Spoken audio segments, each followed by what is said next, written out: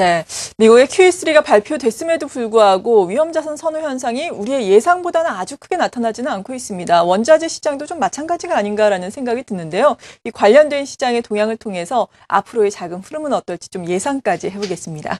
오늘 이 시간 동양증권의 이석진 연구위원 모셨습니다. 안녕하세요. 안녕하십니까. 네. 9월에는 앞서 말씀드린 미국의 QE3를 비롯해서 정말 많은 정책적인 이벤트가 있지 않았습니까? 그렇습니다. 이에 따라서 자산 시장은 전반적으로 어떻게 움직였나요? 예.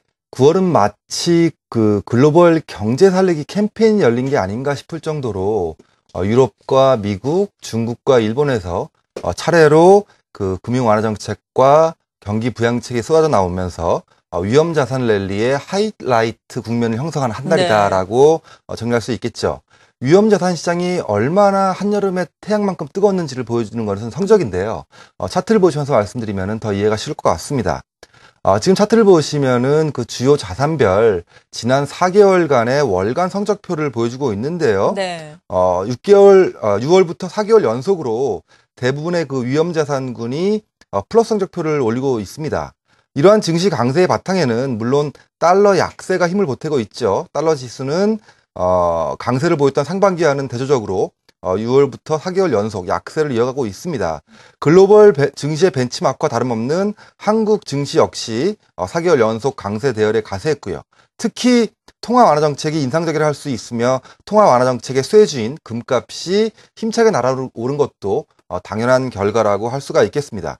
반면에 또 다른 위험 자산인 그 원자재 시장은 좀 차별적인 움직임이 나타나고 있는데요. 네. 기금속과 산업금속이 강세를 보이는 반면에 농산물과 국제유가 같은 경우는 약세를 보이고 있습니다. 특히 QE가 호재로 여겨져 왔던 그 국제유가는 그 뜨거웠던 8월과는 대조적으로 9월에는 거의 고점 대비 한 10% 가까이 밀리는 그런 지금 현상을 나타나고 있습니다. 유동성 증가의 대표적인 수혜 자산으로 자리매김했던 과거와 비교해보면은 커다란 변화라고 할 수가 있겠죠. 이러한 원자재별 차별적 움직임으로 인해서 원자재 지수는 전체적으로 그 주가 지수를 따라가기 좀 버거운 모습을 보이고 있고요. 9월 성적만 따로 놓고 보면은 의외로 전월 대비 좀 약보합 정도에 머물고 있습니다.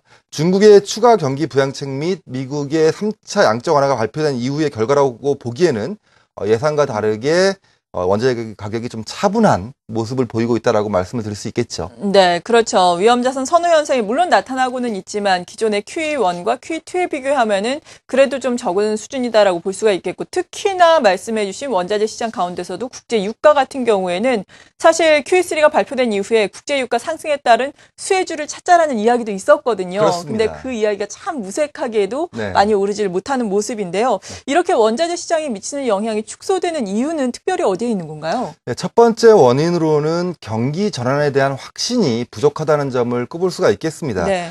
이는 그 중국의 경기 부양책 비교에서 더욱 두드러지는데요. 중국은 글로벌 금융위기 이후에 지금까지 두 차례에 걸쳐서 경기 부양책을 발표했었습니다. 첫 번째는 2008년 글로벌 금융위기 직후인 2008년 말에 4조 위안의 경기 부양책이 나왔었는데요.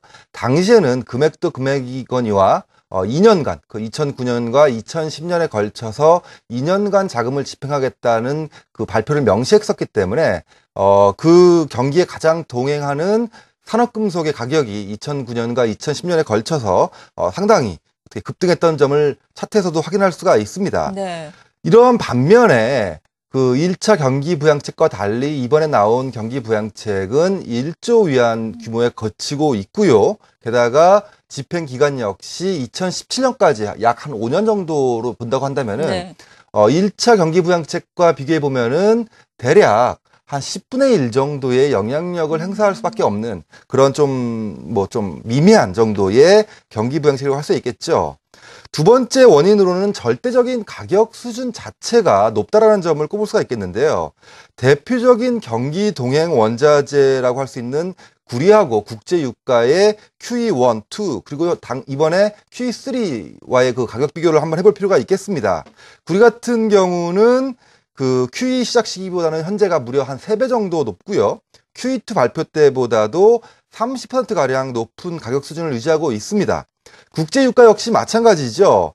WTI 기준 국제유가는 QE1 발표 당시에는 배럴당 $30대에 불과했고요. QE2 발표 당시에도 70달러에 머물고 있었습니다. 그러나 QE3가 발표되었던 9월 초에는 100달러에 육박하고 있었죠. 고점은 99달러까지 갔습니다. WTI 기준은. 네. 금융위기 이후에 기록한 고점과 10%에서 한 20% 차이에 불과한 만큼 현재 경기 수준을 고려하면은 투자자의 기대감이 높지 않은 게 아니냐라는 지적을 할 수가 있겠습니다. 네.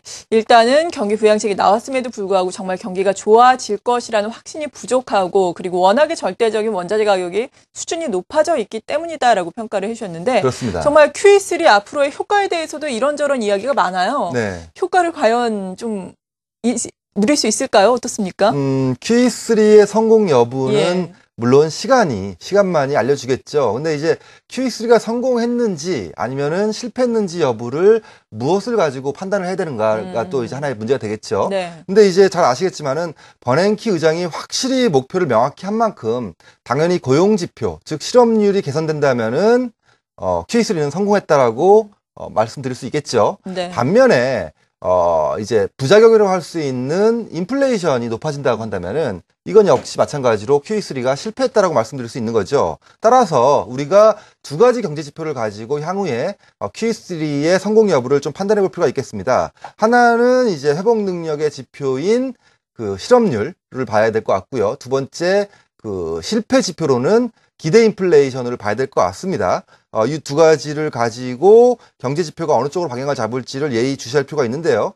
아직까지는 나오는 지표로는 인플레이션 부작용을 무시할 수는 없는 것 같고요. 앞으로도 좀 한 2, 3개월 정도는 이 두 가지 지표의 향후 흐름을 좀 예의주시해 볼 필요가 있겠다라고 생각하고 있습니다. 네. 실업률과 인플레의 흐름을 보면은 QE3의 성공 여부를 판단을 해볼 수 있다라고 진단을 해주셨고요. 그리고 현 시점에서 원자재 관련된 시장에서 우리가 가장 주목을 해야 할 부문은 어디에 있을까요? 역시 금을 더 주목해야 될 것 같습니다. 예. 핵심은 지금 중앙은행의 전방위 통화 완화 정책 이후에 경기 회복에 따라서 경기 동행 원자재인 산업금속과 원유 가격은 그 경기 개선에 영향을 받는 반면에 귀금속 같은 경우는 경기 회복과 상관없이 지속적인 통화 완화 정책만으로도 모멘텀을 좋게 유지할 수가 있다는 점이죠. 즉 유동성이 증가할수록 경기 회복과 관계없이 자산 가치가 상승하는 유일한 자산은 바로 금이라고 말씀드릴 수가 있는 거죠. 물론 금 가격도 QE1과 QE2 발표 당시와 비교하면 훨씬 더 높은 수준에 있는 것은 사실입니다.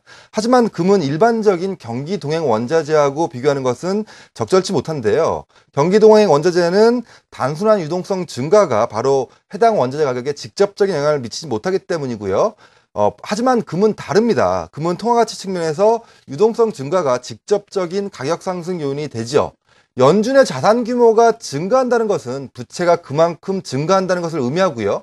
중앙은행의 부채 증가는 자국 통화, 즉 달러 가치의 약화를 의미하게 되는 거죠. 이는 연준뿐만 아니라 유럽, 일본 중앙은행도 마찬가지입니다. 유동성 증가 부작용을 최소화해도 변치 않는 사실이 딱 하나 있습니다. 돈을 더 찍어냈다는 점을 잊어서는 안 된다는 점이죠. 네. 바로 이 점에서 금이 이 자산시장의 갑이라는 사실은 변함이 없습니다. 네. 원자재 관련 시장에서 앞으로도 계속해서 금을 주목을 해야 한다라고 말씀해 주셨습니다. 동양증권의 이석진 연구위원과 함께했습니다. 감사합니다. 고맙습니다.